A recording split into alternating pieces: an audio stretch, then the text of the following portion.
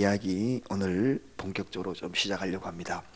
예수를 배반한 이 가룟 유다가 예수님이 군병들에게 체포당해서 갔잖아요. 그리고 드디어 빌라도의 법정에서 사형을 선고받습니다. 그 사형 선고 받는 그 현장에서 양심의 가책을 느낍니다. 그 가책으로 말미암아서 예수님을 팔았던 은 30 그걸 도로 들고 뛰어와가지고 성전으로 달려오죠. 그리고 대제사장들에게 은 30을 도로 던져주면서 이걸 받으라고 이야기를 합니다. 그런데 그 성전고에 이거를 넣을 수 있는 그런 돈이 아니다. 이거는 성전에 쓸 수 있는 돈이 아니다 하고 대제사장들이 그걸 가지고 핏값으로 여기고 땅을 삽니다. 토기장이의 땅을 매입해가지고 지나가는 나그네의 무덤으로 삼는 이야기로 끝이 나버립니다.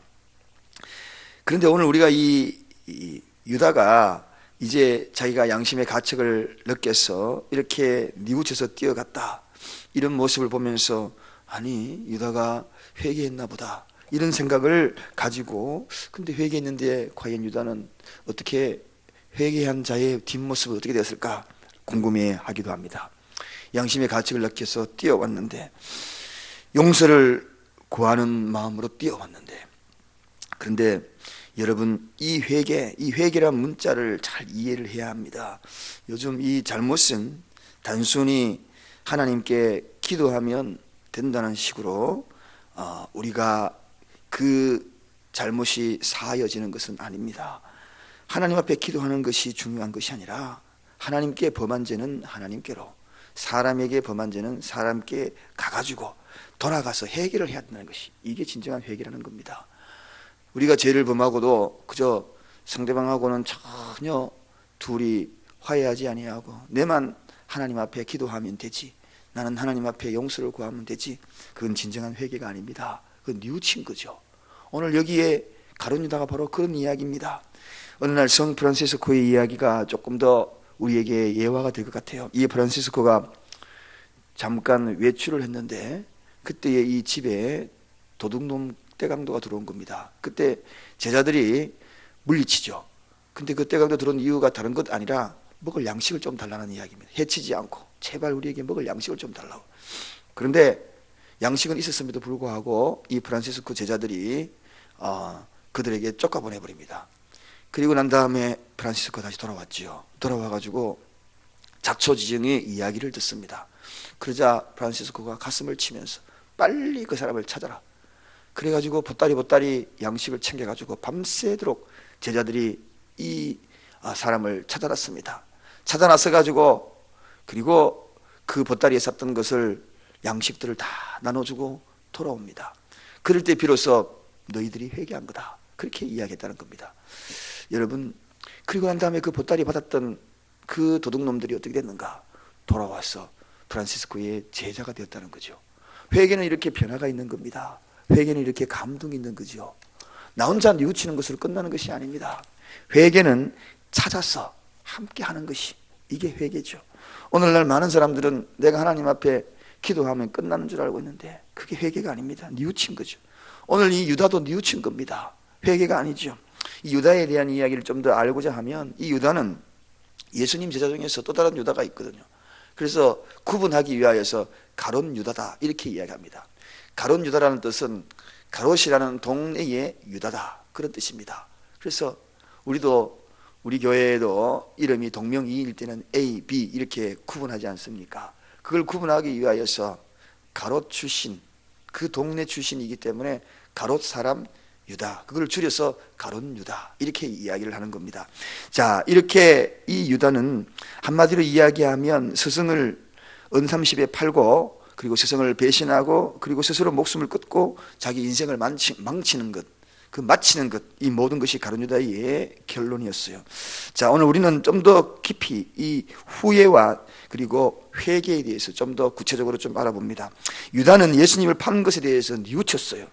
뉘우쳤다, 이 헬라어로 완전히 구분이 됩니다. 회개와 그리고 뉘우치는 것은 완전히 구분됩니다. 헬라어로는 메타 멜로 마이라고 합니다.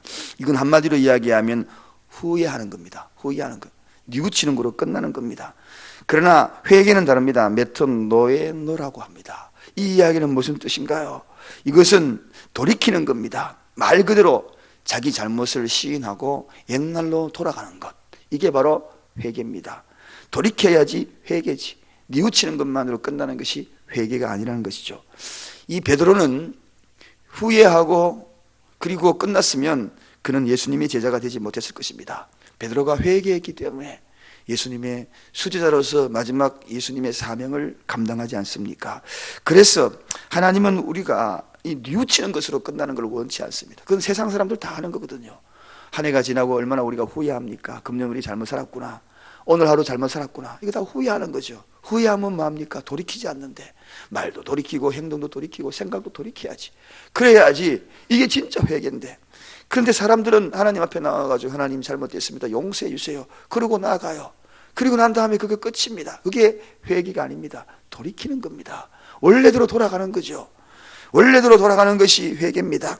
예수님은 회개를 촉구하지 후회를 촉구하시는 분이 아닙니다. 후회를 이야기하기 위하여서 이 땅에 오셔서 회개하라 목이 터져서 세례 요한을 앞세운 것 아니지요. 그건 뭡니까? 회개하라는 겁니다. 후회가 아니고 회개입니다. 회개할 때 비로소 주홍빛 같은 것도 눈과 같이 휘어질 것이고 진홍 같은 붉은 죄도 양털같이 되는 것이지, 후회는 여전히 찌꺼기가 남아있는 겁니다. 찌꺼기가 남아있는 거죠. 후회는 찌꺼기가 남아있어가지고 그 찌꺼기가 나를 썩게 만드는 겁니다. 그러나 회개는 깨끗한 겁니다. 눈보다 양털보다. 그리고 그 속에 아무것도 없는 겁니다. 다 지워진 겁니다. 다윗은 우리아의 아내 밧세바를 범하고 난 다음에 밤이 맞도록 뉘우치다 이렇게 이야기하지 않았습니다. 회개했다고. 그래서 침상에 눈물이 젖었습니다. 그리고 그 눈물이 흘러 침상을 적시고 베갯잎을 적시고, 사실 이 다윗이 얼마나 큰 죄를 범했습니까? 간음죄 그리고 살인죄 두 가지를 범했습니다. 이 땅에서 제일 큰 죄가 이 두 가지 죄잖아요. 그런데 제일 큰 죄를 저질렀음에도 불구하고 하나님이 다윗을 왜 사랑했습니까? 후회하는 자가 아니고 회개하는 자이기 때문에 사랑한 겁니다. 그래서 우리는 후회하는 것으로 끝나서는 안 됩니다. 회개해야 하는 것입니다. 하나님은 회개하는 자를 사랑합니다. 후회하는 자를 싫어합니다. 후회하고 머무르는 자를 싫어합니다. 오늘날 진정으로 후회하는 자는 많아도 회개하는 자는 없다는 것입니다. 진정한 회개는 잘못된 마음, 잘못된 행동, 잘못된 생각, 여기에서 바꾸는 것, 돌이키는 것. 그러므로 바꾸어졌을 때 비로소 우리는 회개했다. 또한 하나님의 말씀으로 회개하고 난 다음에 순간순간 감동으로 심령이 새로워지는 겁니다. 새로워진 심령을 가지고 또 하나의 열매를 심는 것, 또 하나의 사랑을 심는 것. 그런데 가룟 유다는 그게 아니었다는 거죠. 여러분, 이 가룟 유다 분명히 뉘우쳤잖아요. 양심의 가책을 받아서 막 너무너무 괴로웠거든. 내가 왜 그랬을까? 이게 아닌데. 내가 왜 스승을 팔았을까? 이게 아닌데. 그리고 돌아와가지고 성전에 돌아와서 대제사장들과 그리고 그 장로들에게, 자, 은삼십 내가 갖고 왔으니 이제는 내가 된 것입니까? 이렇게 이야기합니다. 그때에 돈을 돌려주는 그때에 그들이 뭐라고 이야기합니까? 유다의 이야기를 듣고 여기 성경에 보니까 그것이 우리와 무슨 상관이냐? 내가 당하라 이렇게 얘기합니다. 그건 네가 무슨 상관? 네가 저질렀는 일 네가 다 책임져라. 여러분, 후회는 바로 이런 결론입니다. 네가 다 책임져라. 그러나 회개는 기억도 하지 않는 겁니다. 그래, 그렇구나. 그래, 잘못한 거 용서하기, 이겁니다. 그런데 오늘 후회한 거예요. 네가 다 책임져라. 그리고 난 다음에 스승의 배반한 이 가룟 유다 어떻게 됩니까? 그것이 우리와 무슨 상관이냐? 네가 다 책임져라. 이 이야기는 처음에는 한편이었잖아요. 그렇지 않습니까? 한편이 돼가지고 예수를 잡아 죽였잖아요. 그런데 놀랍게도 그들은 발을 빼버리고 맙니다. 즉 가룟 유다는 예수를 배반했지만 여기에 있는 이 대제사장과 장로들은 가룟 유다를 배반하게 된 겁니다. 배반의 장미는 결국은 배반의 가시가 돌아오는 겁니다. 그렇습니다. 여러분, 배반은 반드시 배반으로 돌아온다. 심는 대로 거둔다. 이걸 우리가 너무나 잘 알아야 합니다. 야곱이 어떻게 했나요? 야곱이 아버지를 속였잖아요. 그리고 형을 속였잖아요. 그리고 난 다음에 외삼촌 집에 가가지고 외삼촌한테 보기 좋게 속지 않습니까? 머슴살이 20년을 쏘가 지냈던 사람이 야곱이에요. 그래서 그가 한 이야기가 있죠. 내 인생은 너무나 험악한 인생이다. 쏘가지는 인생이라는 겁니다. 사랑을 위해 쏟고 재산을 때문에 쏟고 그거 왜 그랬습니까? 속였기 때문에 그렇습니다. 자, 이렇게 속였던 이 야곱의 이야기, 결국은 라반이 야곱을 속였는데 라반은 또 어떻게 됐나요? 자기 딸에게 속죠. 드라빔의 문제 때문에 어떻습니까? 드라빔 누가 갖고 오느냐? 그래 딸이 절대로 이야기하지 않지요. 낙타 타고 가면서 침 한 폭에 딱 감추어가지고 찾아도 찾을 수 없게끔 결국은 또 딸에게 속는 겁니다.